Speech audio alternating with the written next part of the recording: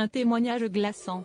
En 2016, on était un an avant MeToo, Denis Baupin était vice-président de l'Assemblée nationale.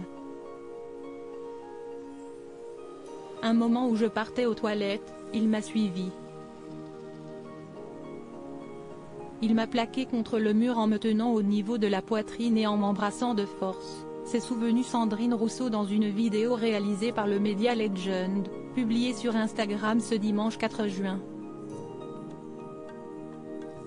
Si l'élu a été poussé à la démission de l'Assemblée nationale, la femme politique de 51 ans a vu son monde s'écrouler et a même eu des pensées sombres. J'ai failli ne pas en revenir.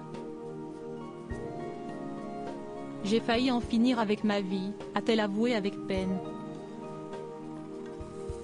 Pour rappel, l'enquête ouverte en 2016 après les révélations de plusieurs femmes, dont Sandrine Rousseau, accusant Denis Baupin d'agression et de harcèlement sexuel a été classée sans suite pour prescription, bien que certains faits fussent susceptibles d'être qualifiés pénalement, avait annoncé à l'époque le parquet de Paris.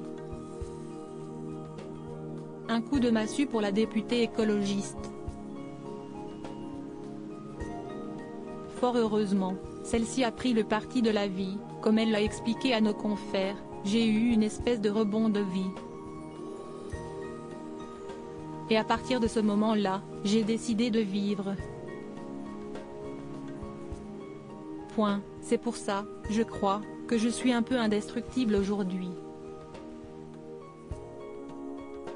Une épreuve qui a poussé l'auteur de parler à adresser un bouleversant message à la population. En regardant en arrière, je me dis, mais heureusement que je ne l'ai pas fait.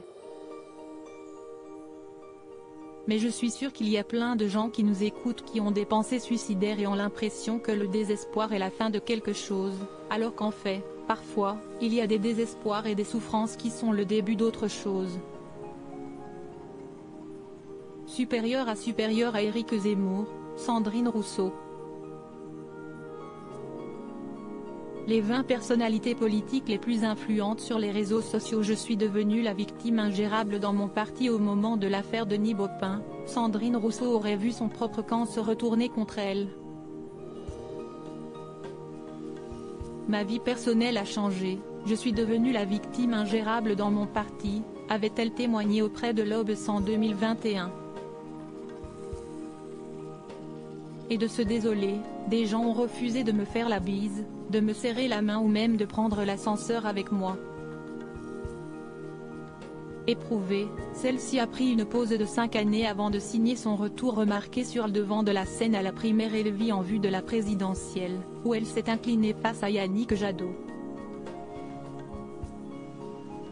Article écrit en collaboration avec 6 médias Crédit Photo, MPP.